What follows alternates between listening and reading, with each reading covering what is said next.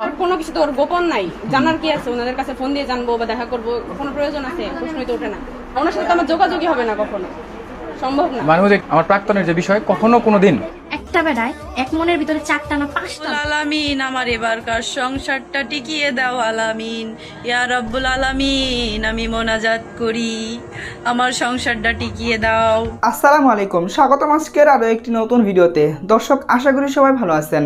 4 বারের পর এবার পঞ্চমবারের মতো বিবাহ বন্ধনে আবদ্ধ হলেন আলোচিত আলম হাসান। আলম হাসানের একটি নতুন শোরুম উদ্বোধনের সময় জানা যায় তার পঞ্চম স্ত্রীর পরিচয়। সাক্ষাৎকারের সময় আলম হাসানকে নিয়ে একই বললেন তার পঞ্চম স্ত্রী আর্নিয়া, যা শুনলে আপনারা সত্যিই অবাক হয়ে যাবেন।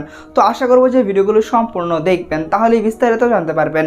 ভিডিওগুলো দেখানোর আগে আপনাদের কাছে আমার ছোট্ট একটি রিকোয়েস্ট, এখনও যারা আমাদের চ্যানেলটি সাবস্ক্রাইব করেননি, নিত্য নতুন ভিডিওর আপডেটগুলো সবার আগে পেতে চ্যানেলটি সাবস্ক্রাইব করে সঙ্গেই থাকুন। তো চলুন দর্শক, প্রথমে আমরা আলম হাসানের সাবেক স্ত্রী মুক্তার একটি বক্তব্য শুনে আসি, তারপর মূল ভিডিওগুলো সামনে দেখাবো প্রমাণ সহকারে। আলামিন, আমার এবারকার সংসারটা টিকিয়ে দাও আলামিন। ইয়া রব্বুল আলামিন, আমি মোনাজাত করি, আমার সংসারটা টিকিয়ে দাও। আমি প্রত্যেকবারই বড় বড় কথা বলি, আর আমার সমস্যাই হলো প্রত্যেকবার নতুন নতুন বিয়ে করি। সবাই বলবেন আলহামদুলিল্লাহ।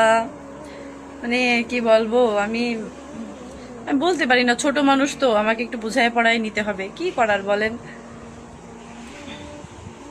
আসলে একটা ভিডিওতে দেখলাম যে আলুর বউ নিয়ে কনফারেন্স করছে, ওই সাংবাদিকরা বলছে যে এত সুন্দর বউ পেয়েছে তো তারা কি জ্বলবে না, এত মানে শোরুম দিয়েছে তারা কি জ্বলবে না। আরে ভাই, আমরা কি ফকিরনি রাস্তায় ভরে মানে ভিক্ষে করে খাই? মানে বউ ব্যবসা করে খায় না স্বামী দিয়ে ব্যবসা করে খাই যে তার জন্য জেলাস হবো? আরে ভাই, মার খুমাটা দেখে রাখো, আমার খুমা এই খুমার সাথে কোনো খুমা না। যে কটা বিয়ে করেছে না, একটা খুমাও না এই খুমার সাথে, না স্কিনের সাথে, না নাকের সাথে, না চোখের সাথে, কোনো কিছুর সাথেই পারবে না। যাই হোক, আমি অহংকার করি না, আল্লাহ আমার যা বানাইছে শুকর আলহামদুলিল্লাহ। তো সেখানে একটা কথাই বলবো, আমিও বলেছিলাম আমিই লাস্ট, আমিই প্রথম। তা আসলে একটা কাল নাগিনী আছে ওই বাসায়, ও যতদিন না মরবে ততদিন সংসার হবে না। ওই যে বললো না, আমি গুছিয়ে নেব আমার ভবিষ্যৎ, ভবিষ্যৎ ওই বাড়ি একজনের হাতে। গ্রামের মানুষের কাছে জিজ্ঞাসা করে দেবো, দেখো ভবিষ্যৎ একজনের হাতেই, সেই ভবিষ্যৎ করবে, সেই সব কিছু করবে। তোমার হাতে কোনো ভবিষ্যৎ নেই, তোমারও কোনো ভবিষ্যৎ নেই, তুমি এই বাড়ির চাকরানি, চাকরিনী হয়েই থাকবা। তোমাকে শাসন করে, তোমাকে চাকরানি বানায় রাখছে, আর আমার শাসন করিনি, আমাকে ভালোবেসেছি। তারপরেও আন্ডারস্ট্যান্ডিং হয়নি, মারামারি বেশি হতো, এই জন্য চলে আসছি। ভালোবাসাও ছিল কিন্তু মারামারি বেশি হতো, এই জন্য চলে আসছি। মুখ ভালো ছিল না, সবকিছু ভালো ছিল, মুখ ভালো ছিল না, অনেক বিচ্ছিরি ভাষায় গালাগালি করতো। এই বউ অনেক ভালো করে জানে যে কেমন গালাগালি দেয়। যাই হোক, এই জন্য সংসার হয়নি। আর হয়তো আমি ওর রানিং ওয়াইফ থাকতেই ওই মেয়ের সাথে রিলেশন ছিল, এই জন্যই হয়নি। ওই মেয়েটা আসলে লোভী। ওই মেয়েটা যে খালার কথা বললো না ভিডিওতে, যে আমার খালা, ওইটা হলো শাশুড়ি।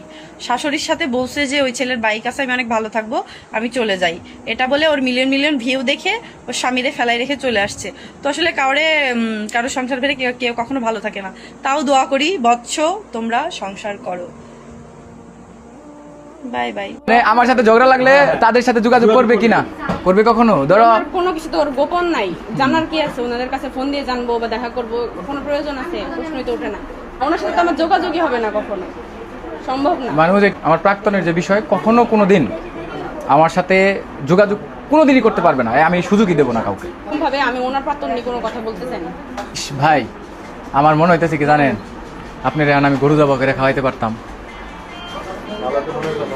হ্যাঁ ভাই, খুব খুশি হইলাম ভাই, জীবনের একটা সেরা প্রশ্ন ভাই, সেরা কথা। ভালোবাসা, আমি আমার স্বামীর ভালোটাই চাই। আপনাদের ভাই মানে উনি, আমি বলবো যে নতুন একটা জীবন দিচ্ছে, আমি যেটা নতুন জীবন পাইছি এটা আমার কাছে অনেক। এর বাইরে আর কিছু না, কারোর সাথে কোনো যোগাযোগ নেই, আমার কোনো ফোন নাই, কোনো সোশ্যাল মিডিয়াতে আমি নাই, কোনো কিছুতেই নাই। আর আমার ফ্যামিলি যেখানে মানছে, আর ফ্যামিলিও বাদ, সব বাদ, আমি যখন নিজেকে ইজি ভাবছি, এটাতে ইজি। মানে আমার কাছে আর কিছু মানে কে কি বললো দেখার বিষয় নাই।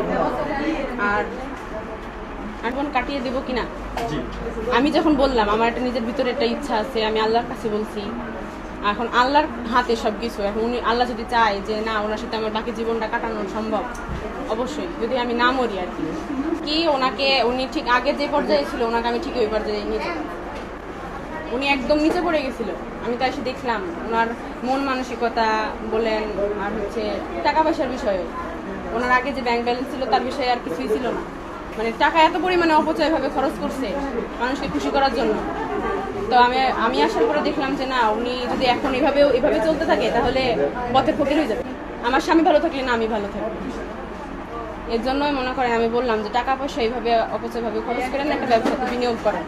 তো ওনার অন্য একটা মানে প্রোগ্রাম ছিল যে অন্য কিছু করবে, আপনারা যেটা বলছেন যে সেলুনে দেওয়ার কথা ছিল, কিন্তু সেলুন তো আর আমি থাকতে পারবো না। উনি অন্যান্য যদিও আল্লাহ যদি মানে তৌফিক দান করে ব্যবসার বিষয়ে, সেটাতে গেলে তো আর উনি সেলুনে আমি যেতে পারবো না, যে কোনো একজনকে তো সামলাইতে হবে।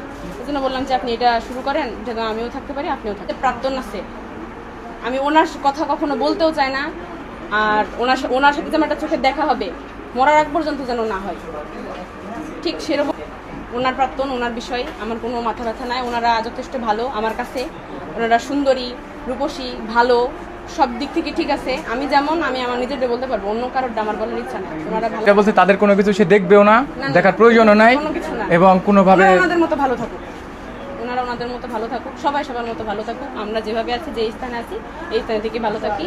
আল্লাহ শুধু এটা ওর কথা না, আমারটা বলি, এটা একদম মন থেকে বললাম। এবং তাই না, ও আমি কোনোদিন কারোর কথায় কান দিই না। আমার সারা জীবন আমার নিজের যা ইচ্ছা মনে হয় সেটাই করি। আমার ফ্যামিলি, আমার যখন ওনার সাথে পরিচয় হয়েছে তখন আমি আমার ফ্যামিলির সাথে ওনাকে যোগাযোগ করতে দিছি। আমার ফ্যামিলি যদি মত নাও থাকতো, ওনার সাথে আমার মনের মিল হয়ে গেছে, আমার ফ্যামিলি মানলেই কি আর না মানলেই কি আমি বিয়ে করতাম। কিন্তু আমার ফ্যামিলি সেখানে মেনে গেছে, এর জন্য বিয়েটা আরো ভালোভাবে হয়েছে, সবার মতে হয়েছে। আর কেউ নিতে পারবে না, কখনোই না, সম্ভবই না। এতে আমার কোনো যায় আসে না। ওনার আমি যেটুকু জানি যে সবাই আমাকে বলে, আমাদের বাসাতেও অনেকজন আসে ওনার সাথে কথা বলার জন্য। আগে ওরা আসছে, ওনাদের সাথে অনেক খারাপ ব্যবহার করা হয়েছে, কিন্তু আমি যখন আসলাম আমি থাকা অবস্থাতেও অনেকজন আসছে, এখনো পর্যন্ত আসে, ভিডিও করে।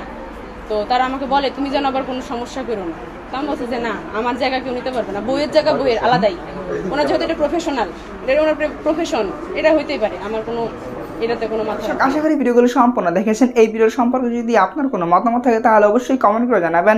ভিডিওগুলো ভালো লাগলে অবশ্যই লাইক করবেন। দেখা হচ্ছে পরবর্তী কোনো ভিডিওতে। সেই পর্যন্ত সবাই ভালো থাকবেন, সুস্থ থাকবেন। আল্লাহ হাফেজ।